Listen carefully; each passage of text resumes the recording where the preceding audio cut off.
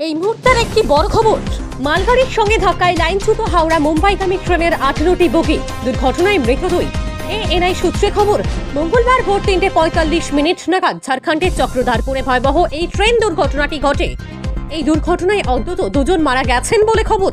জানা গিয়েছে, পূর্বের বেলাইন হওয়া একটি মালগাড়ির কয়েকটি বগি রেল লাইনের উপরে পড়েছিল। সেই বগিগুলির সঙ্গে ধাক্কা লেগেই লাইনচ্যুত হয়ে পড়ে মুম্বাইগামী হাওড়া CSMT এক্সপ্রেস। দুর্ঘটনার পরই যুদ্ধকালীন তৎপরতায় কাজ শুরু হয়েছে উদ্ধার কাজ। ইতিমধ্যেই হাওড়া স্টেশনে খোলা হয়েছে হেল্প ডেস্ক। নম্বর দুটি হল 03326382217 এবং 9433357920। সূত্রের খবর, দুর্ঘটনার তীব্রতা এতটাই ছিল যে ট্রেনের 18টি কামরায় বেলাইন হয়ে যায়।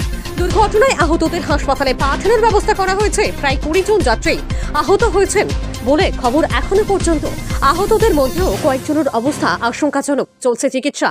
ঠিক কি কারণে এই দুর্ঘটনা তা খতিয়ে দেখছে রেল কর্তৃপক্ষ। প্রসঙ্গত, গত 2 মাসে এই নিয়ে 3বার ট্রেন দুর্ঘটনা। ফের একবার প্রশ্নের মুখে ভারতীয় রেল।